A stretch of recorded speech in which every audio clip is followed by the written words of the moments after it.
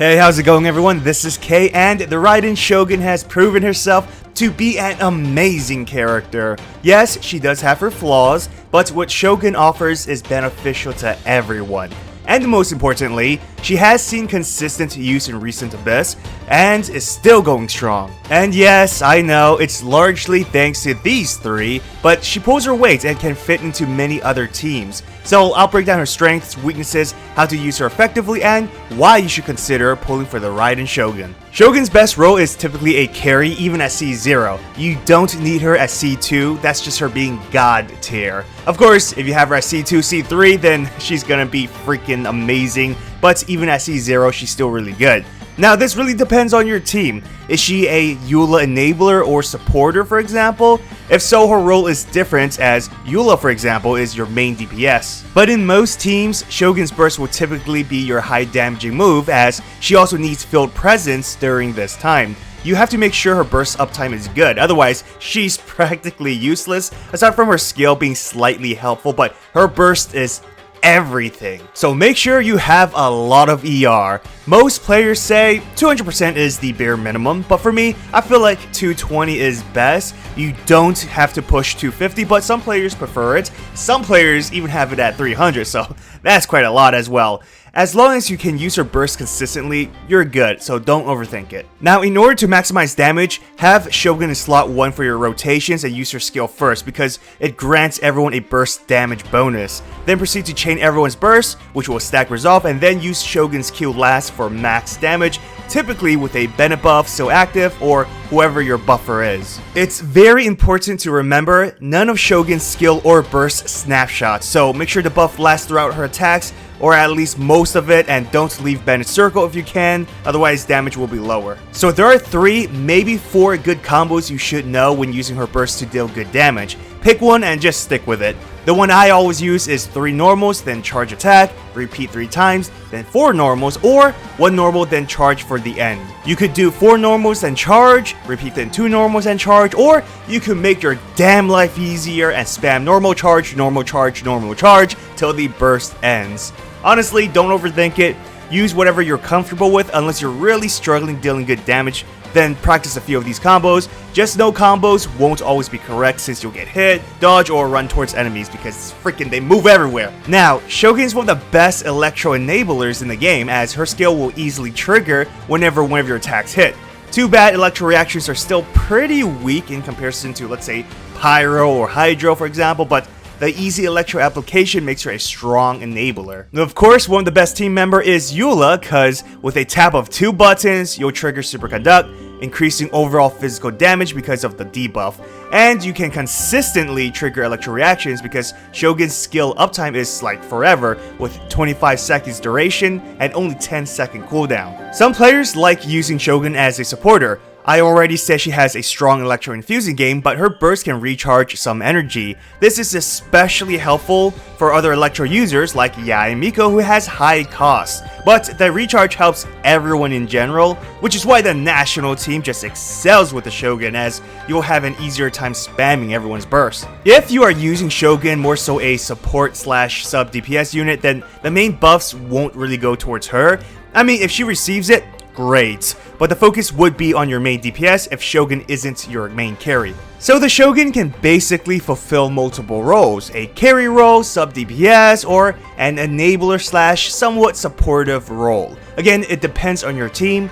Just be aware she won't be the strongest in any of these categories. Of course, there are stronger DPS, better supporters, that's something we can't deny, but that doesn't mean she's bad. Just because she's not number 1 on, let's say, the DPS list, doesn't mean she's a shit character. In terms of build, for the weapon, Engulfing Lightning is obviously the best choice, but the catch, which is free to play, is another great option, especially when it gives crit rate flexibility, which is goddamn love it sometimes, but if you have R5 Favonius or Wavebreaker, they work too, and of course, Homa and Spine are all good options if you don't have the Engulfing, which I assume most of you don't because we can't afford that shit.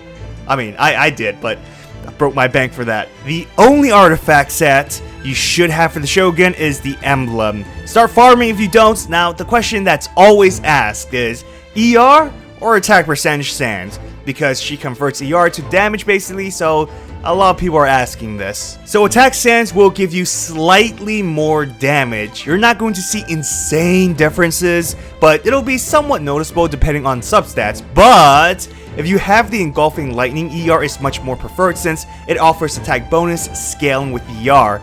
If you use catch or other polearms, attack percentage is typically better, but just remember your substats take priority.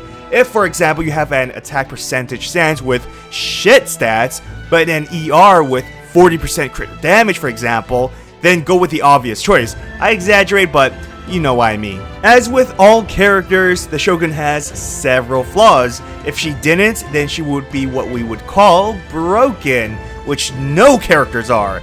Except for Bennett, because, you know, he's actually broken, which is why you should definitely pull on the banner, because he's freaking in it too. A problem with Shogun is that during her burst states, you're basically stuck using her for several seconds. I mean, you can switch out, but you'll be wasting her attacks and energy regen.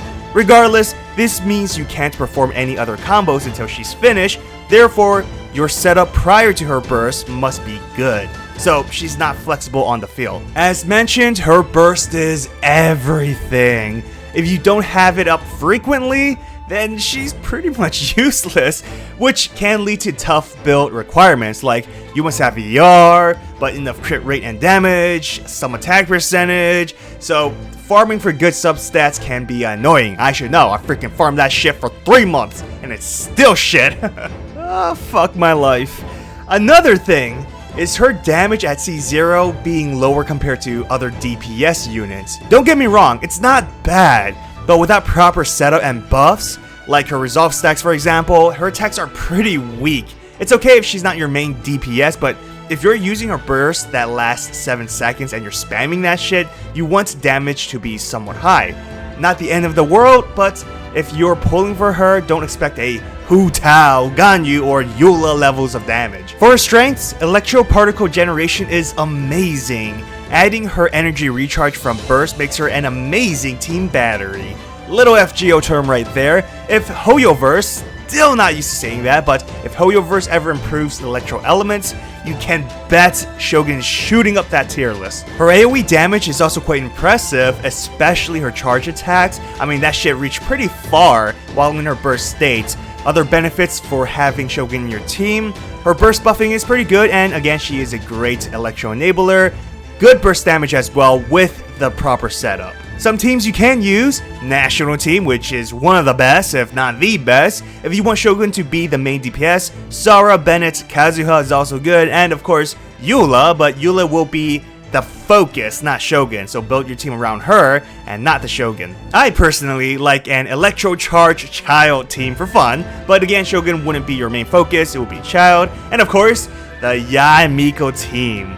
I mean, they are practically made for each other. So, is the Shogun absolutely necessary? No, but if you have her, you will see improvements and will benefit greatly by having her. She can be a unit that will improve your Abyss time, there's no doubt about it. I mean, she's being used a lot even now, and even if you don't use her, she can open a lot of options for you in terms of team builds. I also see her gaining more value as newer characters get released. The banner will also have Bennett, and come on, it's Bennett. To me, one of the best banners to have, having both the Shogun and Bennett together. What more can you ask for? So 100% get her if you can. Well, I hope you all enjoyed this video. If you did, hit that thumbs up as it really does help my channel, and I always appreciate you watching my videos. Don't forget to hit that subscribe button because I will upload more Genshin Impact videos. Kokomi is coming out, so get ready for the salt. Hopefully I win my 50-50, and good luck on your summons everyone if you are going for Shogun or Kokomi.